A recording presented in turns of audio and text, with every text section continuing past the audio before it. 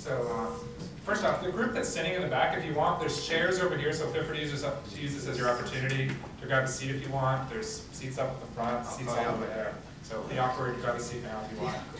You don't have to. I'm not going to actually grill you, Paul, because I'm going to grill all these other folks. But if other folks have questions on what Paul just talked about, please feel free to ask. Anything that he just brought up? I will bring up one thing. What tool do you use first when you come up with this idea? If you're talking to your mom and your wife, how do you come up with this? Turn that into like something that's even worth testing. What do you do first? I don't recommend this, but like I actually build a prototype. Mostly because I actually didn't learn how to code before. Like, I actually started coding 2 years ago, believe it or not. I did a little bit in college, but now it's really, so my rule of thumb, by the way, I'll just give you the secret right now. When I see a spreadsheet somewhere, I'm like, I'm going to dominate that shit, and I'll build a prototype really fast. 8 or 9 out of 10 times it totally fails, but these are 2 examples of it actually working. So if you see spreadsheets, go after it. How did you get it though, so that you had like one person signing up a day in the first week? What were you didn't have a product for that, right? I mean, you were mailing letters for people, so did you have to have a product? No, actually, so you're talking about the process? No, finish. I'm saying on the first day, how did you validate that? Oh, I spammed all my friends. So I basically sent out an email to a bunch of people, and like, surprisingly, there was an order that came through, and the system was so ghetto. You basically like uploaded a PDF and then PayPal me money, and like, it was really terrible. And somebody actually put in an order, and I thought it might have been one of those guys that I had emailed. And it turned out it wasn't a name that I recognized, and so I mailed it. And the guy came back the next day and ordered like 2 more, and then I mailed him. A week later, he was paying me $3 a piece. I'm like, this is awesome. So finally, like at the end of the week, I just called him and said, who are you and what do you do? And it turned out he was a real estate agent. And I kind of broke into his office because it turns out, I didn't know this, but real estate agents spam the hell out of entire neighborhoods. And canned spam doesn't apply to them, I guess. Not real now. I guess. I haven't had a call from the FBI yet, so I'm good. Yet. All right. So in the early days, were you just Sure. So what's your name? I'm Brian, Sirikowski here. In the early days, were you just you would get the order in and it would show up in your email, and then you would like print it out and send it? It's still that way today, actually. Okay. So, we're not to sign up now that I know that. Well, no, I don't have to do the work though, right? See, because what ends up happening is that actually it's really funny. I think my neighbors think that I'm running like a cartel or something in the basement, because I've got a bunch of like off-the-shelf Office Depot printers. I actually stole his before he moved out to California. And every morning there's a bunch of white-collar temps that come in. They're always different. And they just have a checklist, and it's like print that, fold it, stuff it, and don't get paper cuts. And that's about it. So you're that guy who's advertising in the back of those magazines for like licking things and like my life goal. My life goal is to actually get like mail finch or something like it in the sky. Stuffing envelopes, people. So, all right. But it's still manual. It's all ghetto. Nice. And one other quick question, anybody else for Paul? All right, well, we will pass this on to TK.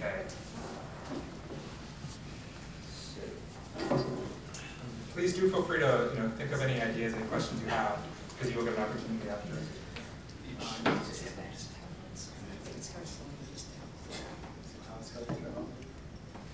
That's not right. That's blue. Okay. And we're done. Awesome. All right. All right. In case it doesn't work, it's fine. I'm TK. I'm principal and founder of a tiny design firm in New York City. I quit my job about a year ago, actually 9 months ago, to start my own startup again. The thing I want to talk about today is how Keynote is so awesome. It's sticky, that's why. It's very that's fine. Who needs PowerPoint? So the thing I wanted to talk about today is how to think about pivoting and what the elements are behind it. So pivoting doesn't really have to apply just to your business, it can apply to your life. And that's what really happened to me about a year ago, where I had an awesome job and had my own office and everything was great, townhouse, no kids, but it was good times. And then I realized it wasn't really jiving. It wasn't really what I wanted to be doing. But it was weird because I knew I always wanted to be an entrepreneur, and I had followed all the steps and I did a bunch of tasks and whatnot. And I realized that I was basically successful, but not really successful in my own eyes. Not really where I wanted to be. And that's when I realized, well, I need to pivot in my life. And that's really, pivot is not this big mystifying thing. It's really where you need to make a change. But I wanted to do it differently this time. I wanted to make a change in my life, but I wanted to think about why I was doing it and how I was going to do it. And that's the thing that really came into play over here, where the different thing that I wanted to do was really figure out why I'm an entrepreneur and why I'm building things and why I want to show up to work every day and why I want to be working on my idea. And the thing I realized was the specific idea that you work on a daily basis, what your product is, who your target market is, or what you're going after, is just a thing. It's just something that's there today, it's your hypothesis you're going after. But the thing of what drives you, what your values are, and what your goals are as a person, is a type of thing that doesn't change. You may want it to change once you write it down on a piece of paper, and I actually had a screenshot of it when I did the whole exercise. But you may want it to change. It's not like this. So I went through the whole exercise. You may want it to, but it's not really going to change unless you really push hard. So values are something that's probably not going to change in the next 10 years unless you really focus on it. And values are the type of things that are like, I want to make the world a better place. Or I want to make a shit ton of money, something like that. And that's the kind of thing that I think that in order to do a successful pivot down the line, or in order to have a successful company down the line, you first need to figure out what makes you tick as a person in terms of values. And then you need to figure out what your goals are as a person based on your values. That's what drives it. And then you need to go actually build shit, whatever your idea may be. And you want to make sure that your values drives your goals, and based on your goals, you're actually working on your products or your services or whatever it may be. And that's really the thing that around pivots that I've thought about, and that's how I've done it differently this time around. Like in terms of the intro, I sold my company before, and I worked on a bunch of jobs, but this time around I wanted to do it differently, and this is how I'm doing it differently. I actually know what my values are and what makes me tick.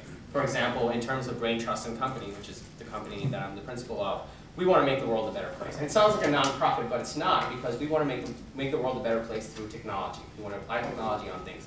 And we happen to have products that are out in the market right now. I have 3 products. One helps people communicate better. One helps people spread their message better. And one helps small businesses tell their story better. But it connects directly to that higher level goal that I have as a person. And that's the thing that I urge you all to do before you think about pivoting or starting your idea. It's like, why do you wake up in the morning? What makes you tick? Because the thing is, when you're in that product meeting, or you're meeting with your team, or you're thinking about that decision about, the customers are not really paying for this, they just want our free version, and do we make the button blue or green? Those are just things. But those things always fold up to this higher level goal of who your business is, what the business's values are, and who you are as a person. And that when you know those things, whether it's green or blue, whether you pivot or not, whether you go after this target audience or the other target audience, those become just things, and those decisions become a lot easier because you know what your purpose is. That's sort of the gist of it. So TK, is the gist of that